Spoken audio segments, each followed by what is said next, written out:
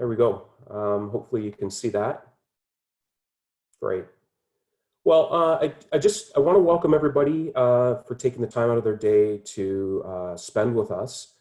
It's really a great opportunity for not only myself as the coordinator, but our school to showcase what our program's about, what life is like in London, and give you a little bit of understanding of what our program is and what lies ahead for many of you.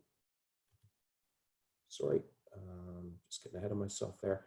So throughout the presentation, I am going to, obviously have a few spots where my contact information is.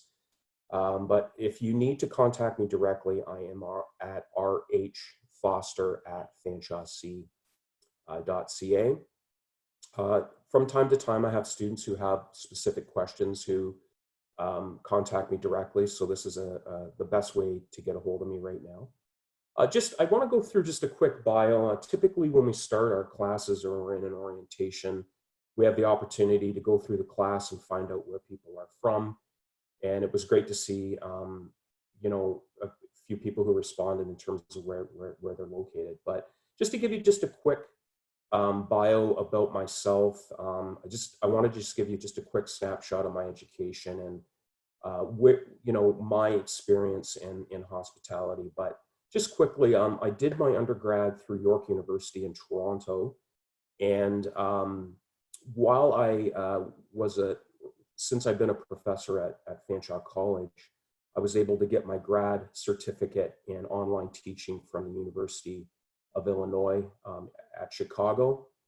And just recently, past August, I graduated from Fitchburg State University with my MBA. Fitchburg State is just outside of Boston, Massachusetts. And this really comes in handy, obviously, as not only a coordinator, but also a professor that teaches into the programs here at Fanshawe.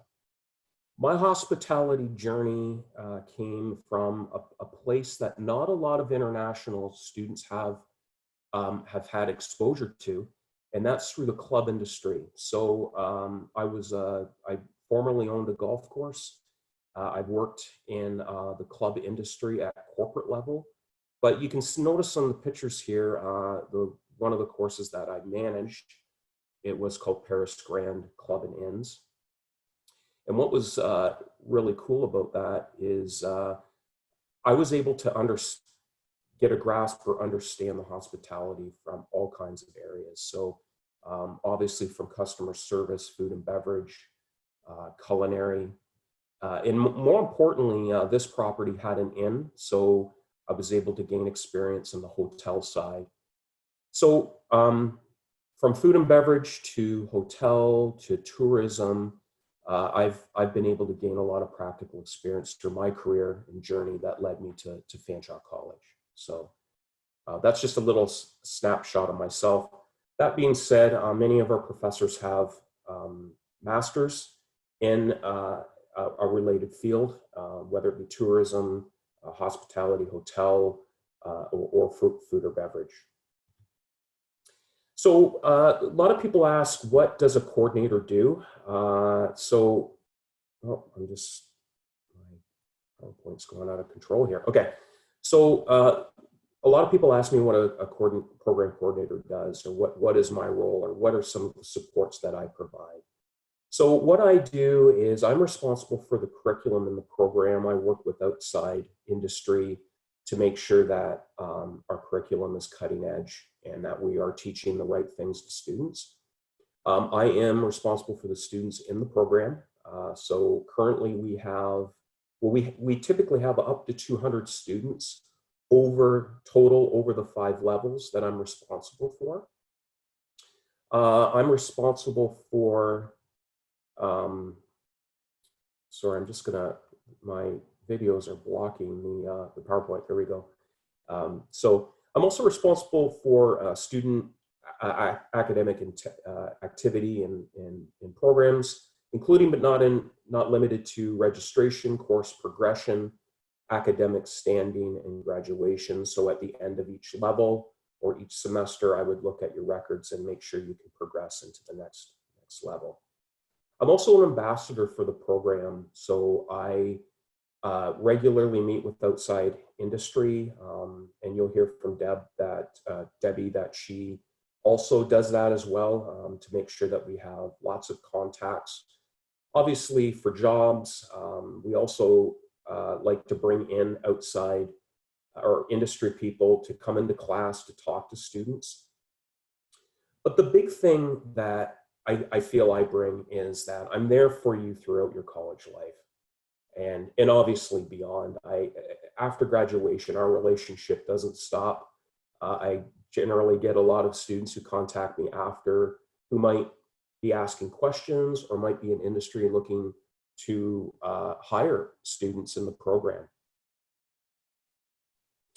Some other supports that we provide, and there's lots, but I wanted to generally speak about four other supports that we provide students. Is we have a student success advisor, or that she may also be named an academic advisor. So, for example, if I'm not there, and she's able to provide academic advising. But the student success advisor provides support if you are having some difficulty in school. She's someone you can talk to. Depending on that, she may recommend that you seek some counseling services. So we have counseling services that are available to our students. There's no extra charge, that's all inclusive. Our internship coordinator, Debbie Haas, who's going to be speaking shortly, provides support in terms of looking for your job. Once you've landed your job, she'll be supporting you through that process through the internship. And then also Debbie works closely with the international advisor as well, not only for placement, but students can, we have an international advisor on campus, and she supports you in anything international, post-grad work permits, study permit questions, that type of thing. So very great service. Her name is Penise, and she's fantastic and is a great support for our program. I know that a lot of you know this, but again, I want to just quickly skim through Fanshawe. So Fanshawe College has more than 200 plus post-secondary programs. We have 20,000 plus full-time students on our main campus, which is Oxford Street. But we do have additional campuses, or what some people call satellite campuses. So we have our downtown campus, and that's where you would reside as a student in our school. We have a brand new South Campus in the City of London. And then we have campuses outside, St. Thomas, Ontario, Woodstock, Ontario, Simcoe, Ontario, and several northern locations. But the bottom line here is that Fanshawe touches about 50,000 plus learners a year. And we are very proud of that, and one of the leading colleges in Ontario. So we have a new home. Many of you may already know this, but the college and the City of London invested $66 million in building a brand new building that hosts our school. It is in the downtown core of London at 130 Dundas Street, and it is a state-of-the-art building. Why we came downtown is a couple reasons. We kind of outgrew our space on our main campus, and we wanted to be at the heart of the hospitality industry downtown. And it has proven that it was a good decision. That being said, you have access, obviously, to main campus, which is about a 20-minute bus ride from the downtown campus. We are right in the heart of restaurants, hotels, event spaces. Budweiser Gardens is an event space that hosts concerts, hockey games. And if you were to actually look at this picture and turn a 180, you would see that auditorium. There's lots of things happening. And what I say to students is, this is our school, but our campus is downtown. So there's lots of things to do. There's there's banking, there's restaurants, there's fast food, There's things to do within a short walk, within one block actually. You can go to a lot of different places. So our facilities, I put up a few pictures here, and one of the things I will mention is, if you notice when Miss Haas activates her camera, you'll notice her background is in the restaurant. My background is at the front entrance. We have a living wall behind me when you actually come right into the front entrance of the facility.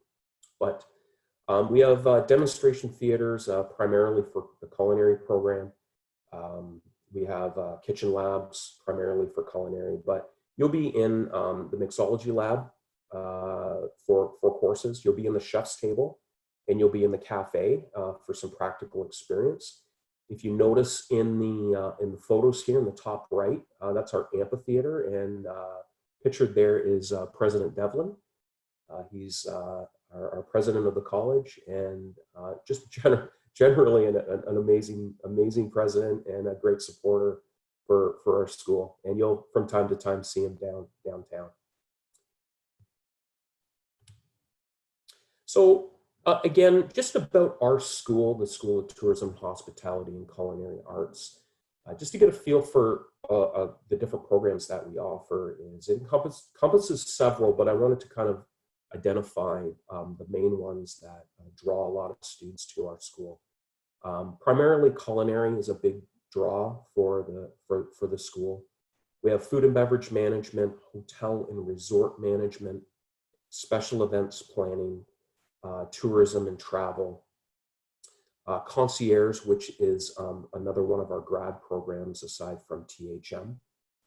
And we have retirement residence, and of course, golf and club management. That's another program that I coordinate. And what's really interesting about bringing that experience to this grad program is I've been able to help students start a career in the club industry in the City of London. So we'll talk about that in a minute when Ms. Haas comes on.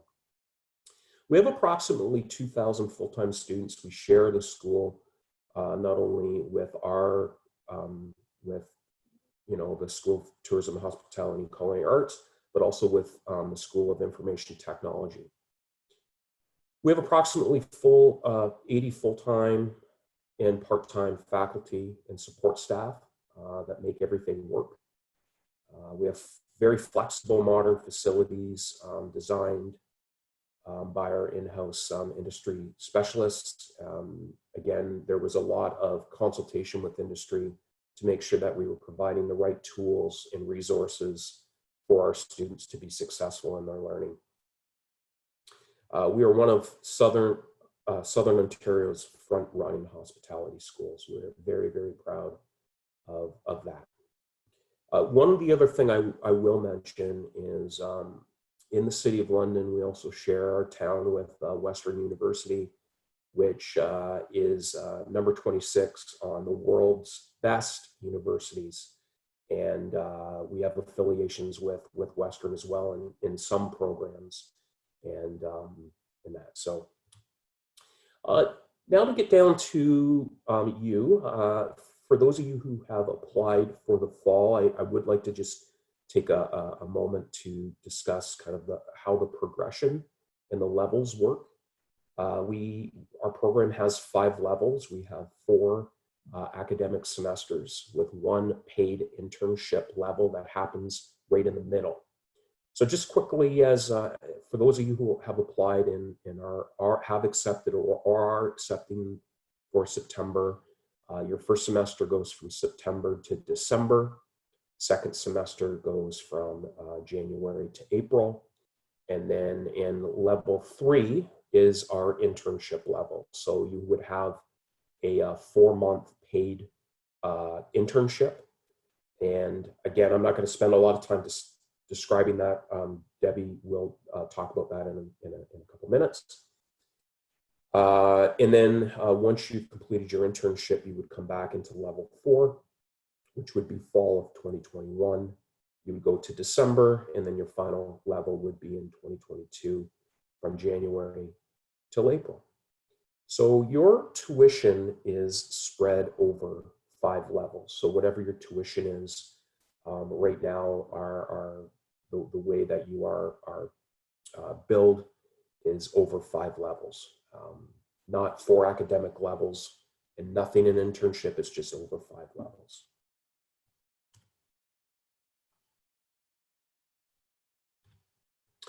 Okay, without further ado, I'd like to introduce Debbie Haas. Hi, Debbie. Hello, good morning. Great. Yeah, what I want to do is if you could take over and maybe just talk about internship, what to expect, what supports you provide. And this is a great segue from what I just talked about in terms of the different levels that they have. So thank you, Deb. I'll take it from here. Okay. Good morning from sunny London, Ontario, Canada, everybody. Thank you, Rob, for inviting me to parachute in this morning. And I'm only going to take a few minutes to explain a little bit of information about the internship term that will be part of the program.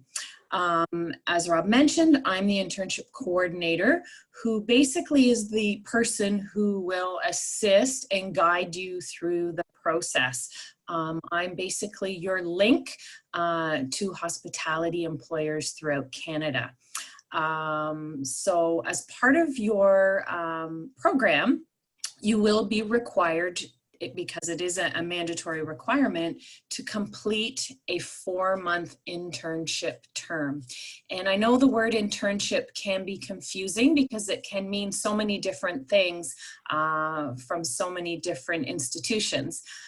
But with regard to our program, what that means is in level 3, you will not be on campus at all. You will be out working in industry. So for 4 months, you will be out working somewhere in Canada, and you will have a position in a sector of your choice. It all depends on what it is that you want to do, what your individual goals are, because what we want you to do is take the theory that you've learned in school, as well as your past experience, if you've had experience in industry, and we want you to build on those competencies. And there are a variety of options that you can choose from, again, based on what your goals are with regard to completing this program and what you want to do with your career when you finish. So we do have students working in front of the house, back of the house. Again, not just the accommodation sector, that's definitely a big sector. We have a variety of employer partners right across the country. And the reason we have built such a large portfolio of partners that support our students across the country is because London is, it's not a tourist destination. It's definitely a university town. There are so many hospitality, food and beverage, and tourism students coming through our programs. So we have built a strong portfolio of students right across, or employers, excuse me, from right across the country. And Rob has included just a very small showcase here of some of our partners. And as you can see, with Fairmont being part of the Accor group, Marriott, we do work with industry partners that have a global presence as well, which is really amazing for our students. Because at the end of the program, if you have completed an internship with one of these companies, very often they will hire you back as a graduate to kickstart your career. So, so we have a lot of great employer partners that know our programs well. They've had great success hiring our students, and like I say, have hired them as graduates as well. So you might be wondering, how do I source a placement? How do I find a job? And that's where I will come in, and I will introduce you to employer partners. We do invite employers on campus to come and meet with you. There potentially could be virtual events online. I post jobs. That's what I do. I basically source opportunities for students, and then I post them for your consideration. And you will be taking classes that will prep you for all this as well. And those job career classes not only prepare you for the internship and sourcing that internship, but those classes also assist you in learning how to successfully go through the job search process. So when you are a graduate, you know the steps that you need to take to source a position for yourself and kickstart your career. So you have lots of supports from Fanshawe College. Myself, your program coordinator, the instructor who will be teaching your job search class also is a great resource for you.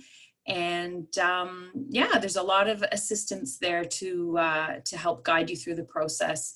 And I am happy to say we have had 100% placement with this program since it was initiated I want to say 5 years ago. I'm not sure. Srav, you can maybe confirm how long this program has been in operation. But we're really proud of that statistic. And we hope to maintain those numbers moving forward, even under the situation now. With the pandemic. Obviously, Canada is like every other country across the globe, and the industry has been hit hard. But we are optimistic that it will rebound. It will rebound strong, and there potentially will be opportunities that maybe never even existed before. So again, we're looking at this through a very optimistic lens. And your internship term isn't for another year. So a lot can happen in a year. And I'm already communicating with employers across Canada that are hoping to reopen before the end of the summer. So that in itself is very positive. So I'm just trying to think if there was anything else that I needed to say. I can answer any questions that you might have. Deb, can you hear me? Yes. Oh, great. Yeah, what I did is I'd like to echo those comments, but at the same time, the reason why we are at 100% placement rate is because students are following our direction. We provide support. We put you in positions for success. In fact, we have a lot of employers that come on campus to recruit. And in some cases, our students, so for example, they might come on campus this fall or in the winter term, and you'll be able to land a job before you're even done your first 2 semesters. That can happen. So I always like to say sky's the limit. Again, you don't want to just limit your focus on London. A lot of our students have found success in Northern Ontario, out west, out east, and those experiences are unbelievable. The stories that our students tell us. I've provided a few photos here of our students who have done tours. On the top right, this is one of my classes that I hosted and took a picture of. You'll see around the screen different opportunities that students have been able to go in and see how operations work. Maybe you could speak to the Fairmont picture in the middle there, Deb. This one here? Yeah, that's great that team. one that our students in the canoe. So those are 2 students from one of the initial intakes of the program, and they were successful in obtaining a position for their internship. Yeah, there you go, 2016 at the Fairmont Chateau Lake Louise.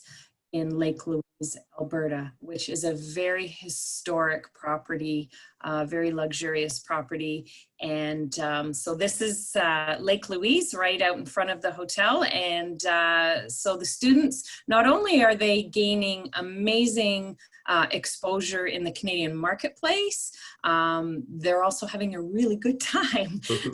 You can see while they're not working, they're out enjoying all of the amenities around them. So it's about life balance. It's about increasing your education. It's about getting that exposure in Canada, but also life experiences and making amazing new friendships. Well, I just want to say that this reminds me, in this class, there are students now who are in management positions who are hiring students for their internships. So if you look in 4 years already, the students are very successful, and they come back to Fanshawe to recruit through the program as they move on with their career. So that's something we're very, very proud of. And those relationships are gold for us. Great. Yeah, no, we're very proud of that.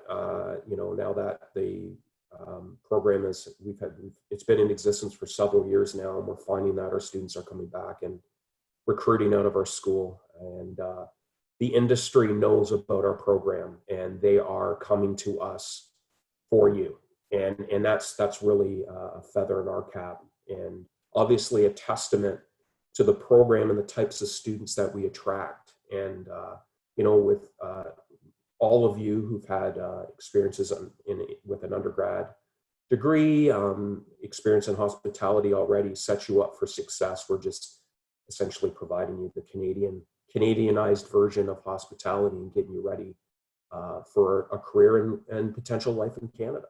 So, how are we doing, Sarab? Okay? Thumbs up? Yeah, absolutely. Perfect. Okay. I was going to break here for questions, but I just have a few more slides that I do want to go through. Would it be best to do that, Sarab? Okay, great. I want to talk a little bit about the program, and I put up our link to our homepage for our program. And instead of going through course by course by course, if you go into our homepage, and you'll see a tab at the top that says courses. If you haven't looked at that already, I would highly recommend that you do. There's descriptors for each course through each level. So that'll give you kind of an understanding of the flavor of the courses that we provide in this program.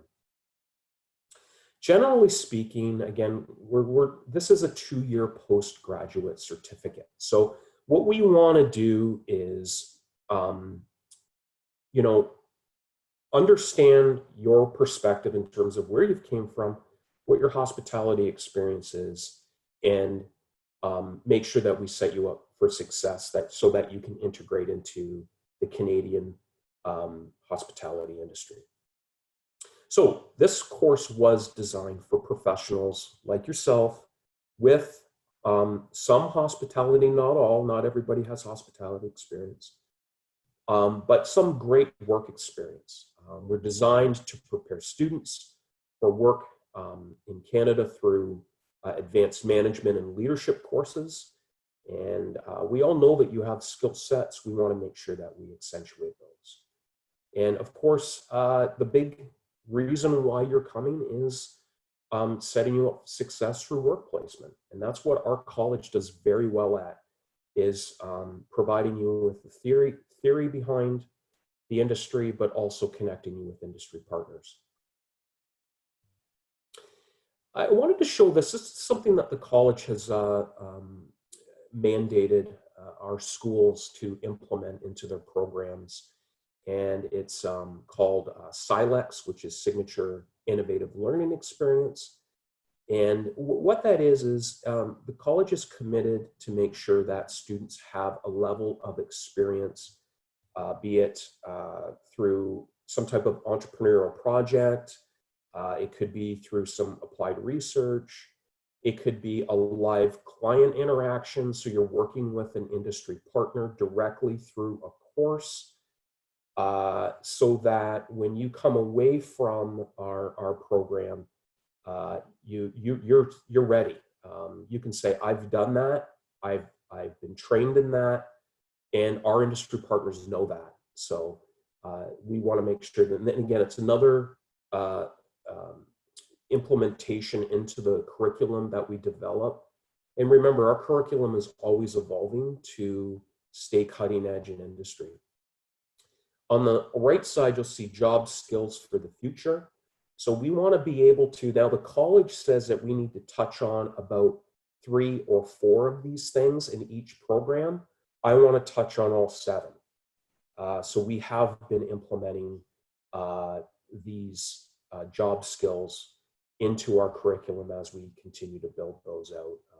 One obviously, or a couple that I put high in hospitality is social intelligence, social skills, and complex problem solving.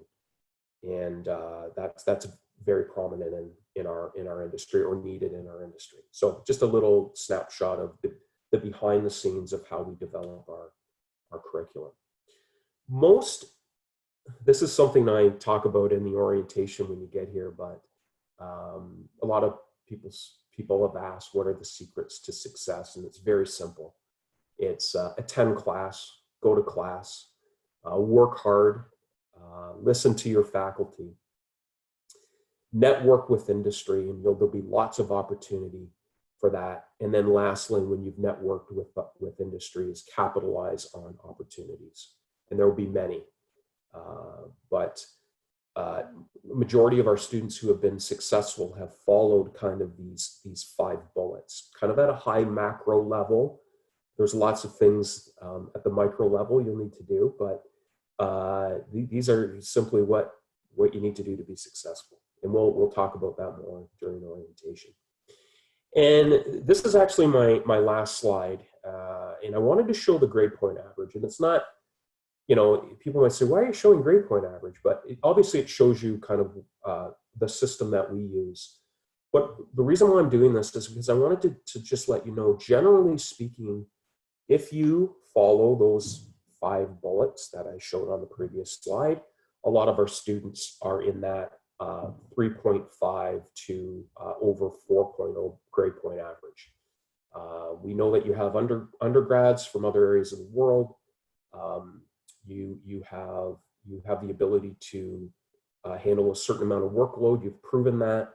And a lot of our faculty fight over teaching you in our program because of your commitment and your drive and such. So that's good news. It's a testament to the students that we attract, like I said before, and how our faculty want to teach into this program. So that's great. So with that being said, I know I've talked a lot, and I want to have the opportunity for some Q&A. I'm going to maybe hand it back to Saurabh to maybe moderate any questions that you might have, maybe for myself or Ms. Haas. And again, I've put my contact information down below. So if there's something beyond this session that you maybe didn't get, or you want to ask me more directly, feel free to email me. I appreciate it. So thank you so much. Awesome. Thank you, Robert. That was great information for all our students. Thank you, Debbie, for the information around the placements as well. Now, what I'm going to do is I'm going to look at questions. So students, if you have questions, please put the questions in the Q&A. I already do have some questions that have started coming in. And the first question that is interesting is around the difference between an internship versus a co-op. So of course, co-op is something that colleges are known for, but there are differences. And that, I think, has been a big advantage of this program, having an internship component as well. So Rob, Debbie, could you talk about the differences? Sure, I can. It's pretty simple, actually. Our programs at Fanshawe College are approved basically by the ministry, our government body, Ministry of Colleges, Training and Universities. And when a program's created, It can be a certificate program, it could be a diploma program, or a degree program. The internship is part of the 2-year certificate program. Your program's not a diploma program, but a certificate program. And internship and co-op are very, very similar. They're both 4-month work terms that are paid, and you still get the services of a consultant to assist you. It's just the way that the ministry has identified and classified that program.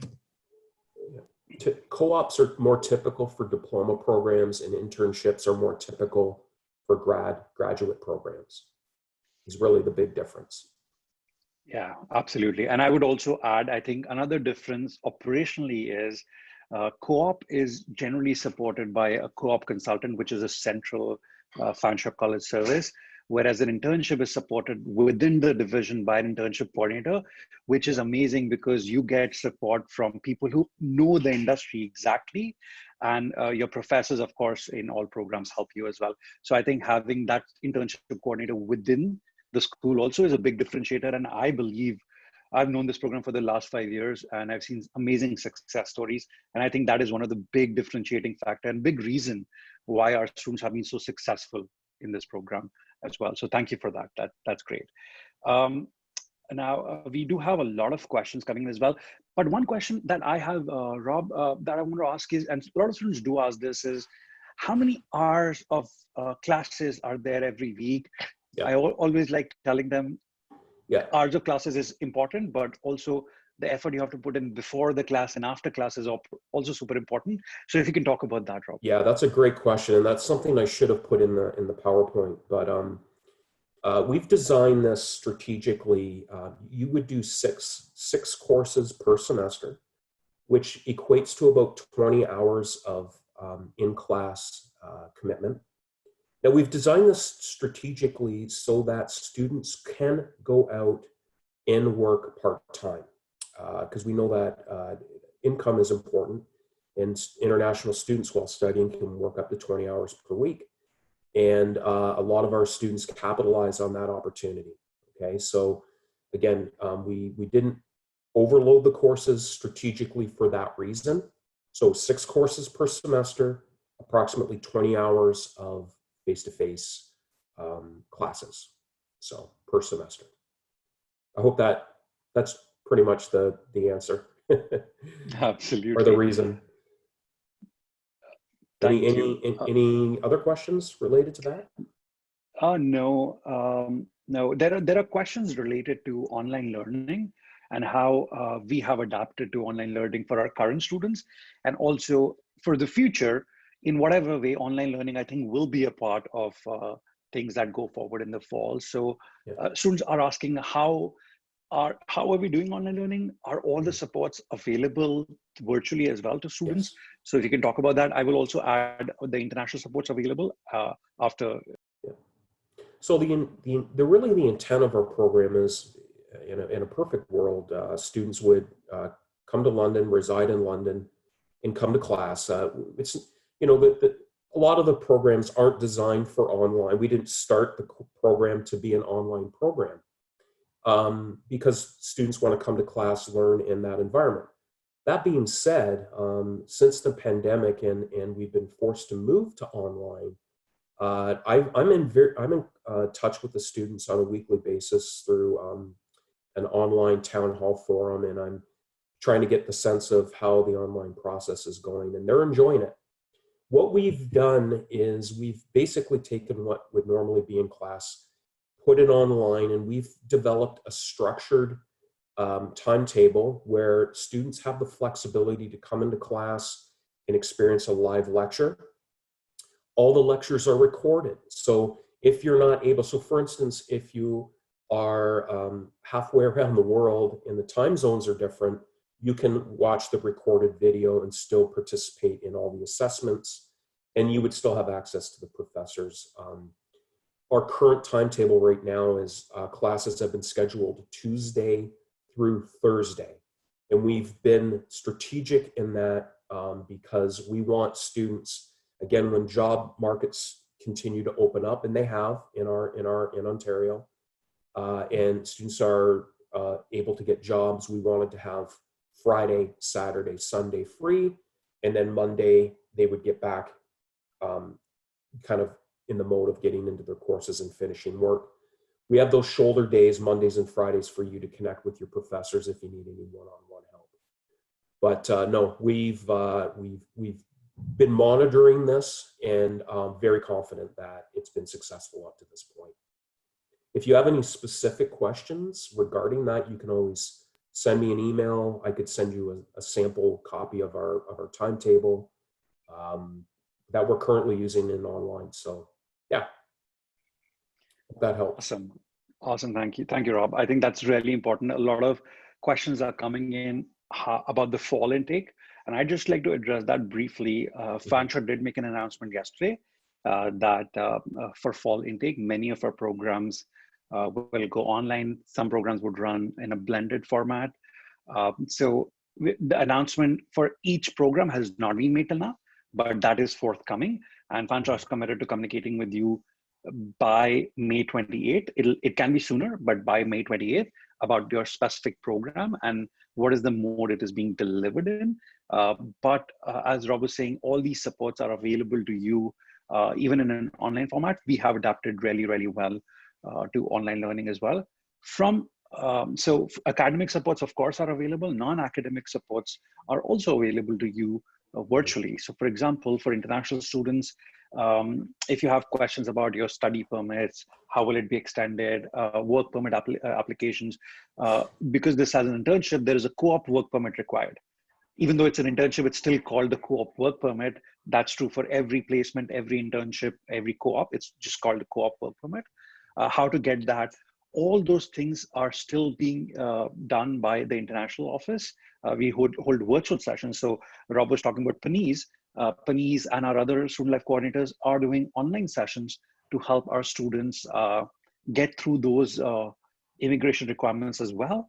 I also think a big, what gives me a lot of confidence is the Canadian immigration has clarified at multiple times when and how international students can start online. There were initially questions about, oh, if I study online, I'm not eligible for a work permit, because that used to be the case pre-pandemic. But the immigration has clarified up to 50% of your program online does not impact your postgrad work permit eligibility, which is crucial. Another thing that I don't think, it's not relevant to this program, but one thing that the Canadian government has done is during this, of course, one of the reasons why students look at Canada is so that you can do your great education here, then you can work in the industry and hopefully maybe even stay in Canada. During this pandemic, Canada has a very strong immigration program. During this pandemic, the government realized, okay, people from outside of Canada can't really come to Canada at this time. So they have pivoted very, very quickly in the last 2 months. So students who were in Canada already with work experience have been given immigration at a much faster rate for the last 2 months. Of course, these are students who graduated and have work experience. All that to underscore the point that the government is very responsive. The immigration is very responsive to the needs of international students and international education. So we are very confident that in the future as well, if there are more clarifications required, they would be coming in as well. There are a couple of other questions about visas, which I'll deal with later in the session. But Robert, there is a specific question that I have about SmartServe. So there is a student who's saying SmartServe was free now, so he's done it. Would he need to do it again during the program?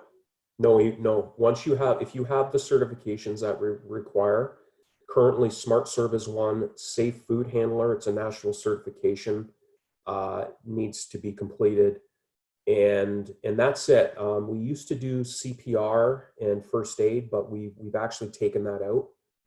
But those are the two certifications. So if you have SmartServe, all you have to do is just prove it, and then you're exempt from that module of that course. So it's all good. Yeah, and that's something we can discuss when you get here, and we can get those certifications and prove that. So yeah.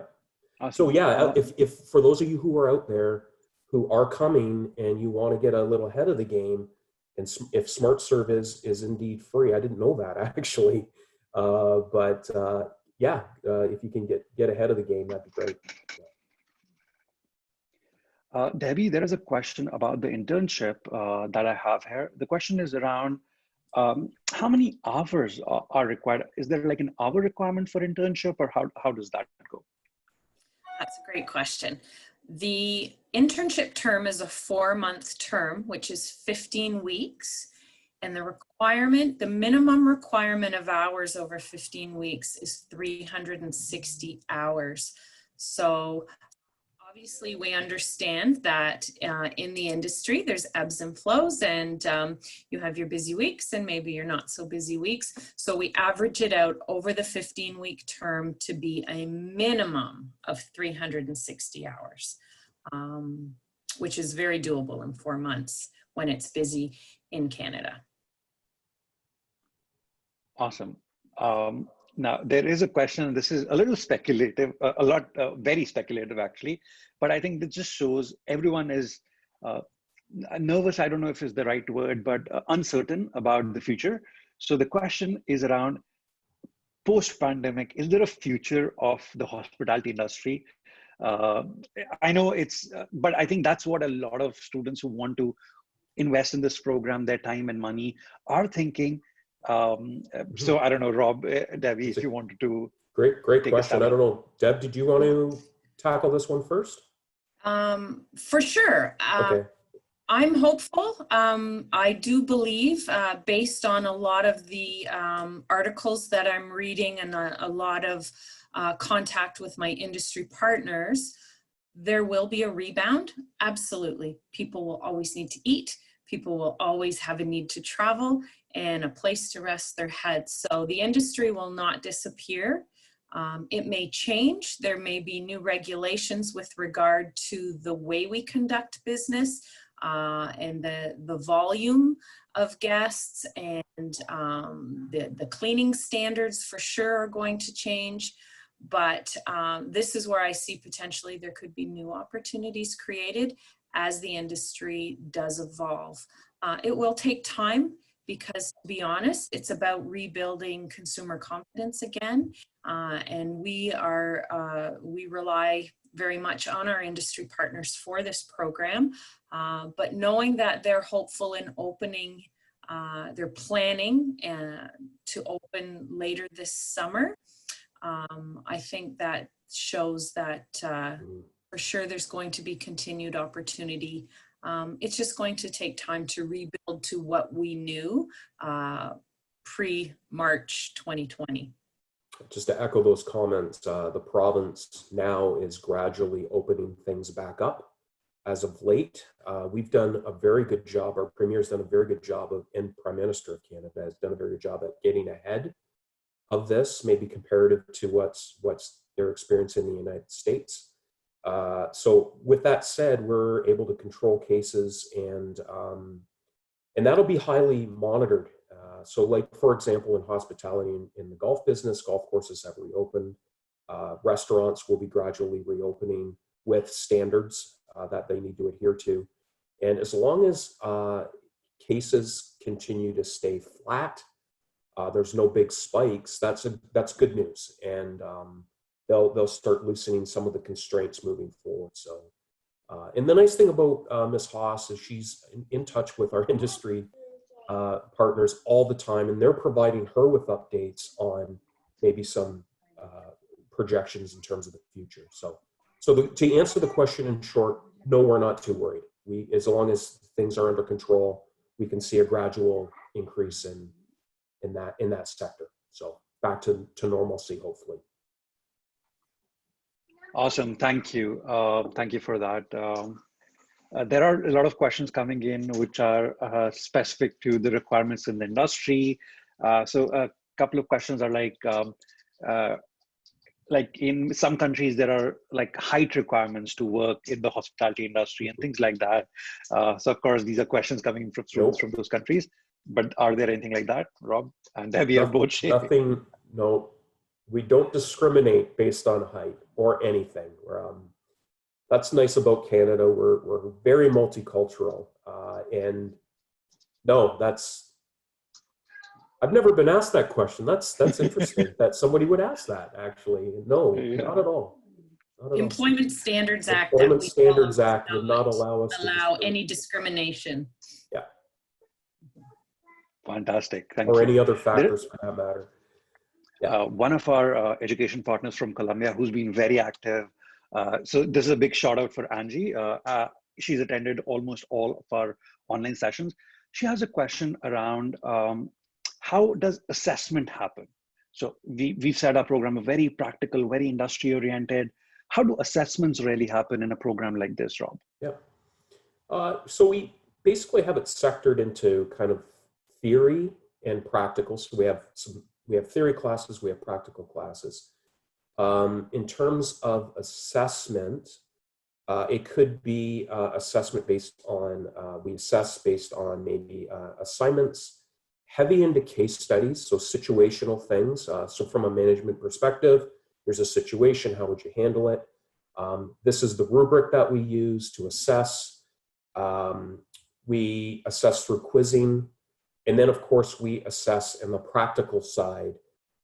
So for instance, students will be taking a couple classes in our chef's table where they will be practicing service in a professional dining space. Where right behind Deb, you can see the space that we use.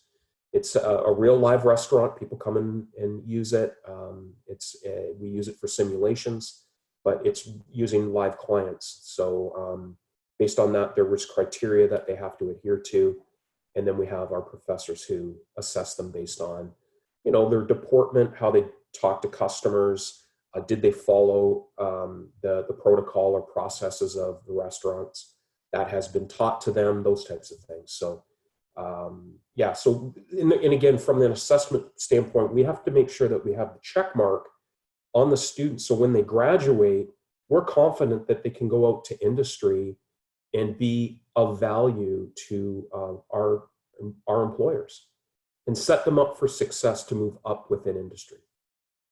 So I hope that helps. Yeah. Thank you, Rob. There are a couple of questions that I'd like to deal with, which are coming in around the visa applications at this point for international students. Now, visa application centers in many countries are closed. The great thing about Canada is Canada has an online visa application system for at least 6 years now. So it's a very robust system that we have. So visas don't really stop if the center is closed. Of course, biometrics and medicals are processes which have to be done in person, but the government is looking at ways of doing that in every country. So my strong advice would be, if you have a letter, you've paid the fee, go ahead and apply for your visa online. It's a super simple process. If you're using an agent, they can help you as well through that process. So please do that. The second part of the question that I'm getting from some students is about the English language testing requirement. So of course, IELTS is the preferred mode for almost all colleges in Canada. However, almost all colleges in Canada have also gone ahead and said, because IELTS centers are closed at this stage, we will accept Duolingo English test, or we will accept the IELTS indicator English test, which is, these are all online tests. And there are standardized ratings that are on Fanshawe's website. So fanshawe.ca/international. If you go there, you will find a tab for English language requirements. You'll be able to see what scores you need to get in Duolingo or IELTS indicator to qualify for our program. So those are just a couple of questions that I want to deal with as well. Rob, the next question I have for you is around, once students graduate, what kind of positions do they work in within the hospitality industry? So I know there'll be a breadth of positions that they'll be able to get. So if you can talk a little bit about that, please. Kind of at a macro level, I would say a majority of them are go to hotel, food and beverage, restaurants, and tourism. So again, it encompasses the kind of those three sectors. Some of our students have been introduced to clubs. They're working at clubs that have food and beverage, resorts that have accommodations.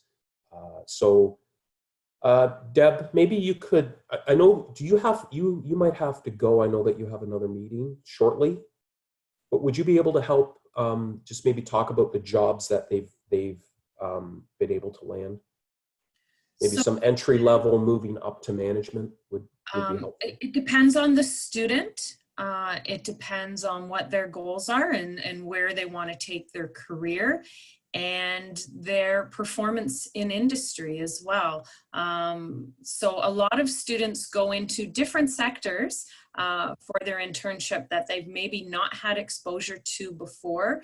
And we encourage that because when you think about this program as hospitality operations management, you want to have that foundation, that broad foundation. So, and that exposure to things that you maybe are unfamiliar with. So it's interesting. We have students going into, a lot of students go into the hospitality accommodations sector.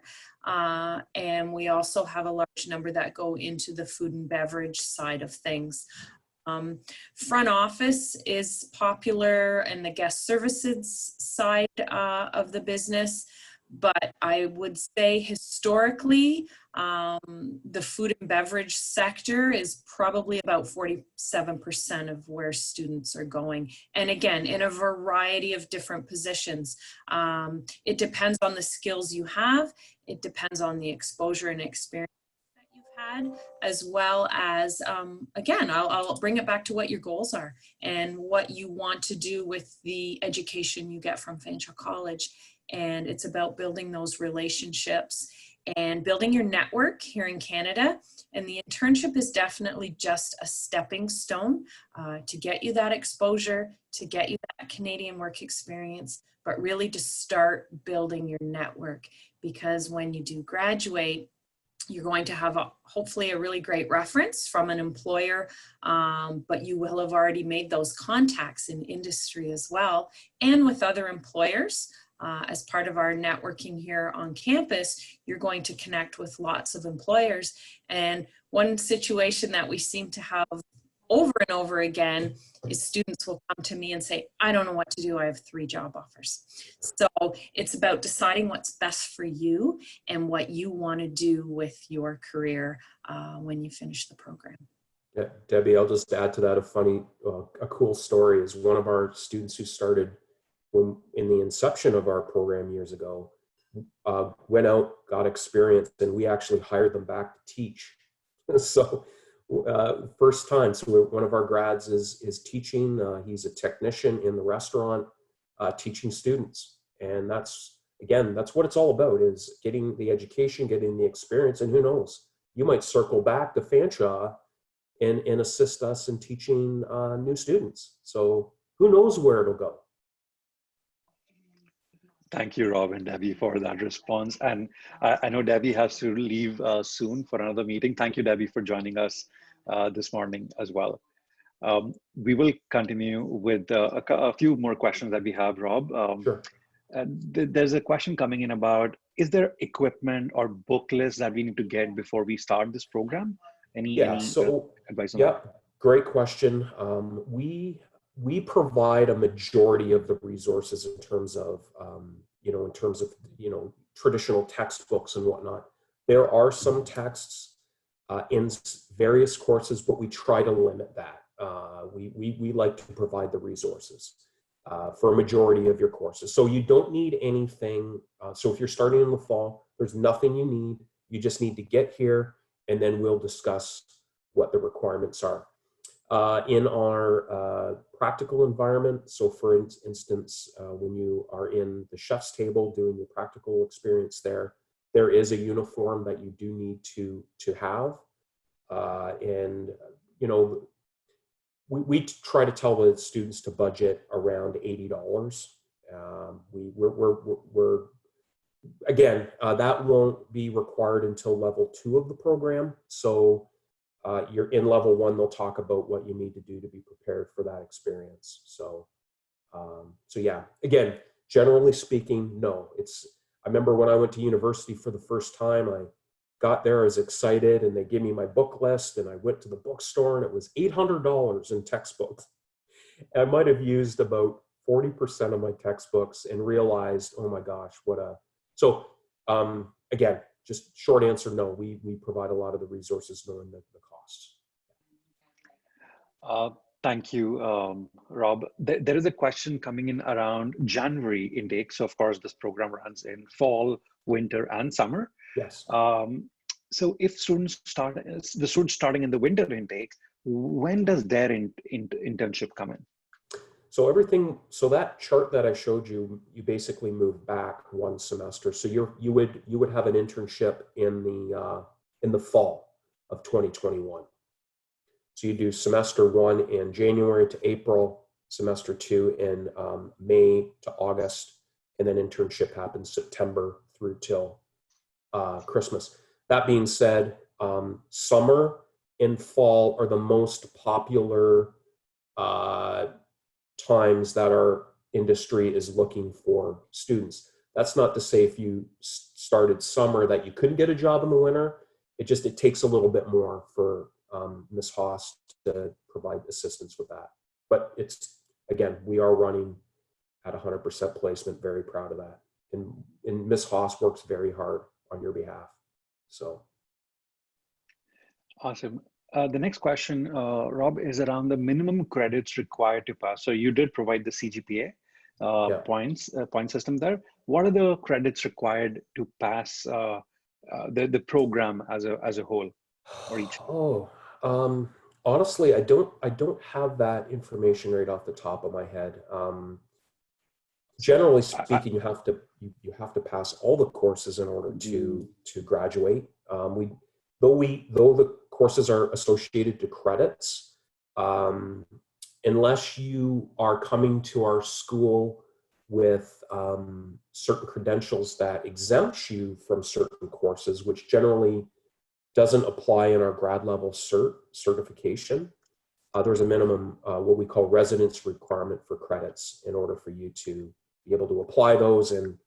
But I think just basically if you go onto the website, look at the courses, just think of it, these are the courses I need to take to graduate the program. That's the easiest way to look at it. I think maybe the student wanted to ask around the CGPA, like what is the minimum CGPA required to graduate? The GPA? Yeah, the GPA. Yeah, I think GPA, that's okay. what probably the student meant. Oh, yeah. Okay, yeah. You need a 2.0 or higher to graduate from the program. But like I said in the earlier slide, most students who are, strive to be in that. We just did our graduating class about, I would say about 20%, 20 to 25% were on the president's list, which is a 4.0 or higher cumulative GPA over the course of their time with us at Fanshawe. So, and a lot were in that 3.5 range. But yeah, 2.0 or higher to graduate from the program.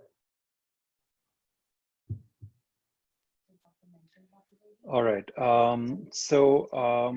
I'm just looking at next questions that we are getting in from the students. I'm just running through the questions because we have answered many of these questions. There is a question around self-isolation quarantine in Canada when you come to Canada. So as it stands right now, only essential travel is allowed. Now, international students are considered essential, actually. Government has put in international students are allowed to travel.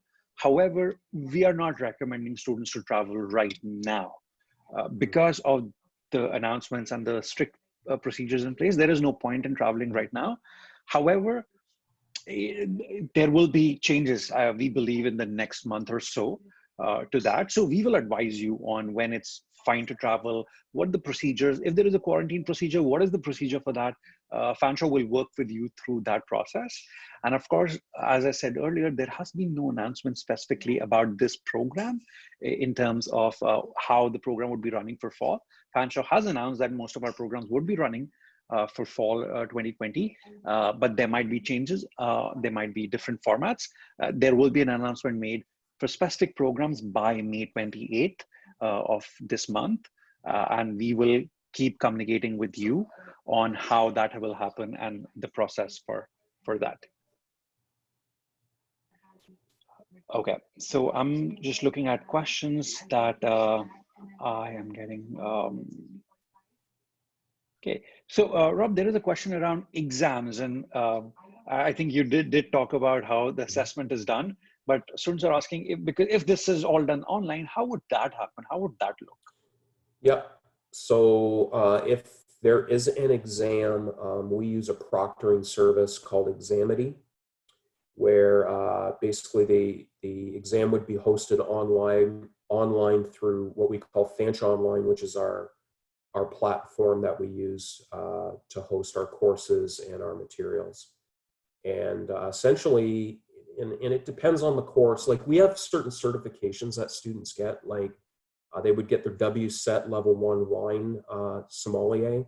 They would also get their Perdum, which is their beer, their Level 1 of beer sommelier. So those have to be proctored. And yeah, we have services that are provided that. So essentially what happens is this proctoring service, if you're at home, you have a laptop, you would go on at the time that the exam is, and then you'd be proctored remotely through your webcam. And they would ask you to show around the room, and then they would ask you that you need to be in your seat for the duration of your exam. And then if there's any issues, they flag those in the recording, and then the professor can look at that later and assess if there's an issue. But we also have an in-house proctoring service that is more based on artificial intelligence, actually, where students, it's the same process, but it's all done through AI. So it's the same process where you would actually be videotaped through your webcam, and then if there's anything that identifies a red flag, the professor can go back and look. That being said, I would say a majority of your assessments are going to be research-based, assignment-based, and case study-based. That's where we place a most amount of the emphasis on, because really at the grad level, quizzing and exams aren't really at a high priority for us. It's more about critical thinking and research, and being able to articulate what your research has been. So good question though, but we'll explain that more as we get through kind of the first part of orientation. Awesome, thank you. I am getting some questions which are around culinary management, baking, and pastry arts. I just want to reiterate, the session is focused on a postgraduate 2-year program on hospitality and tourism operations management. There are sessions planned in the coming weeks for the culinary management and baking and pastry arts as well. And we will send an invite for students who applied for those programs. I can Yes. actually just say, if anybody has a specific question for that program, if you go to Fanshawe, go to the program page, and Roland Hoffner is the coordinator for that program. If you can send them an email directly. Also, there are questions coming in around the attendance. Rob, what are the attendance requirements, and how do we assess that for this program?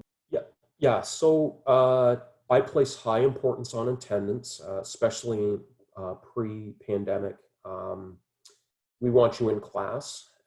Now, the thing is, in the practical labs, we do assess based on attendance. If it's a theory class, we can't assess you on attendance, but a lot of the in-class assessments are not announced. So if you decide not to come to class, you might miss an assessment. So that's kind of how we have it structured. That being said, post-pandemic, if we continue online, no, we've provided a very flexible format. And the reason why we did that is twofold. One is students are working in some essential jobs right now, be it grocery stores or whatever, while they're here in London. Those who are joining us online from another area of the world, we have to have flexibility, because if we're hosting a class at 9 a.m., if you're in the Philippines, I think it's 12 hours difference, if I'm not mistaken, or somewhere around there. It's hard because that's 12 hours different. So very flexible. So you can join the live session if you're able, or all the live sessions are recorded, and you can do that at your own pace. You can check those out at your own pace. So, but not for the online format, there's no assessment for attendance, but we keep track. So for instance, I'll give you an example. We're in week 3 of the online format for the summer. I have professors who reached out to me and said, hey, so-and-so has not accessed my course yet. So then that comes to me, it gets red flagged, and then I contact the student, find out what the concern might be or what the issue is. We're watching because we want you to be successful. So we still monitor. Awesome, Rob. There is a question coming in around the batch size for THM. So how many students start the session, like in a class, how many students are there? Yeah. So traditionally, we're around, and it depends on applicants, but I would say about 40 is the magic number for our batches or our class sizes. We've had as little as about 30. Some semesters we've had a little bit more, but 40 really is the magic number in traditional for our class sizes. So there are a couple of questions around internship again. So first question is, are there internship opportunities that students can look at outside of Canada? Do we have services around that? Yeah, and that's been a question that's come up since the pandemic. Some of the students are actually studying outside of Canada, and we have provided, typically the internship has had to happen in Canada, and that's where a majority of our students are finding jobs. But no, there's opportunities globally. I would say based on our current situation, I would bank on your opportunity to be either A, in Canada if you're here, or if you're at home or remain at home for, again, you got to remember, if you're coming in fall, your internship won't be till the summertime. But Ms. Haas can help you. Like, if, for example, if you said, Rob, I just applied and had an opportunity to work in the US. You know, if you can get your visa, I know that some of you, a lot of our Philippine students have had internships already from their home school in the US. That's what I'm discovering with our Philippine students that are here. So yeah, if you have all the credentials to get there, yes, no problem. We just, Ms. Haas would connect with that employer and then go through the paperwork and the requirements. So yeah, can it be done? Absolutely. And Rob, related to that, there is a question. So within Canada as well, students do get internships outside of London, outside of Ontario. Many of our students, as Debbie was talking about, Lake Louise, Chateau Lake Louise. So when that happens, do we provide any support in students getting accommodations there, or do employers provide any guidance on that? Yeah, so we only align with employers that provide superior accommodations. So Fairmont, for example, they would provide staff accommodations. There is a cost, so they usually do payroll to deduct. And it could be anywhere from $10 to $15 a day. Again, that's an approximation that they would deduct off your paycheck.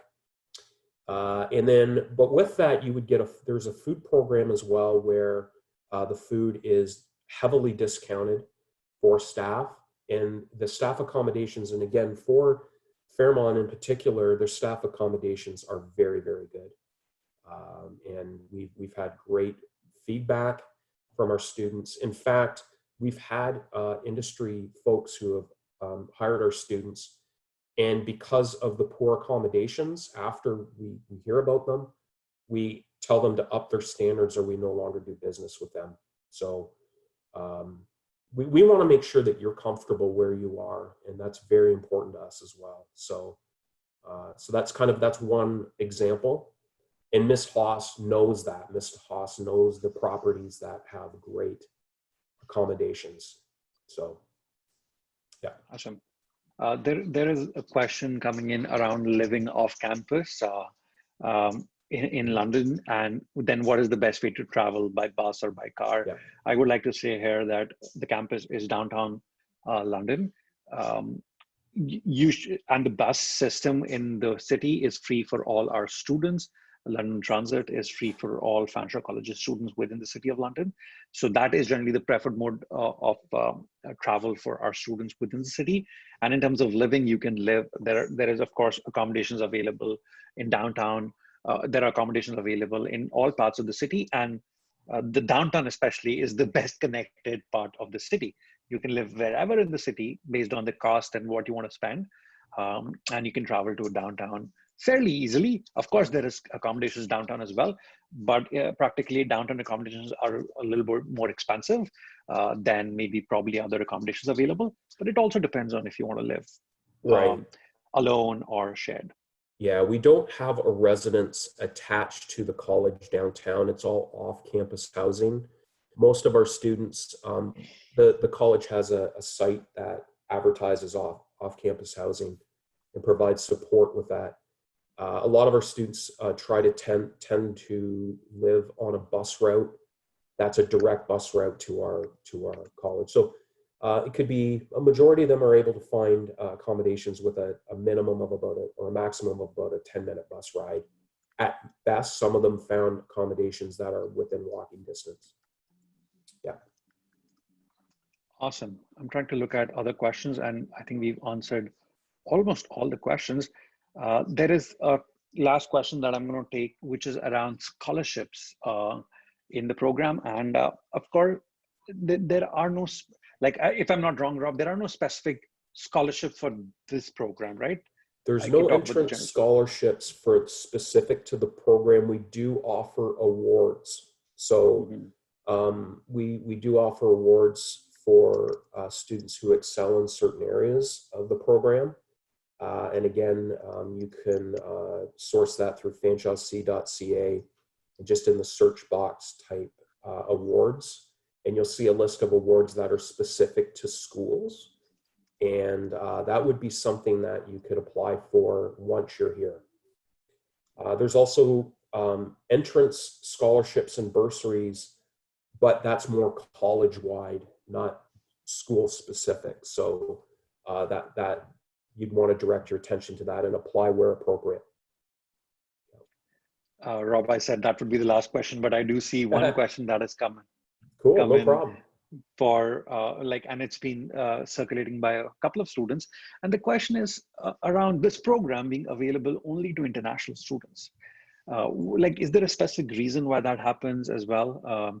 Why it's only available for international students? Yeah, that was, so when the program started, the ministry and college they were the ones who came to our school, and they were the ones who said, this is something that we think is going to be a good opportunity.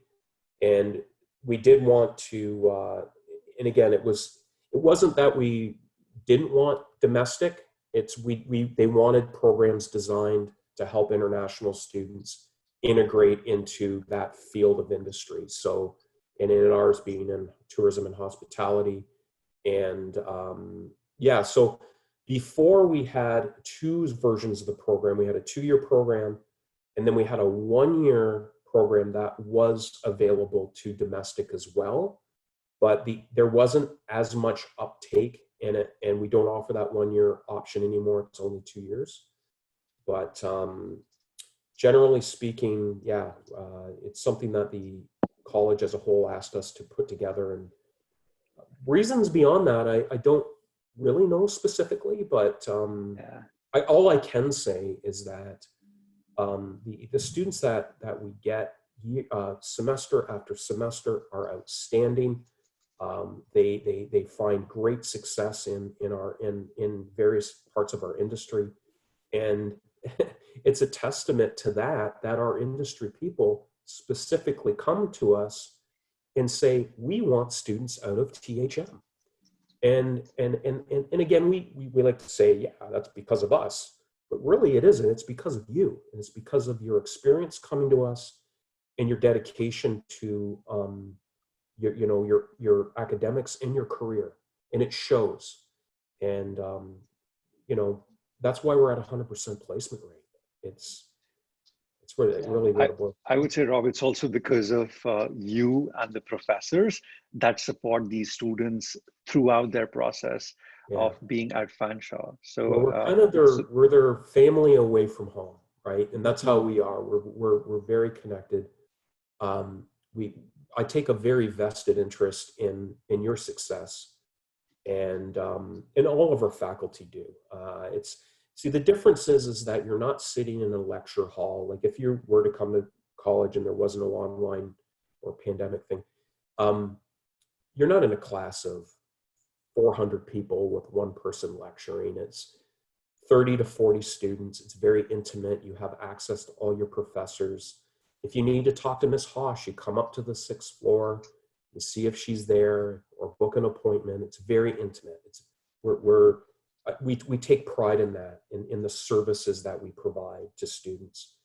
And they tend to be successful as long as they kind of follow our direction, right? So.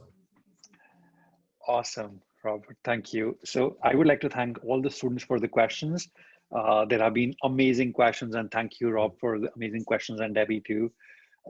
We look forward to hosting all the students in the fall with us, or in the winter, whatever intake you're looking for. I would reiterate that whenever Fanshawe makes announcements specific to programs around the fall intake, we will communicate with our students.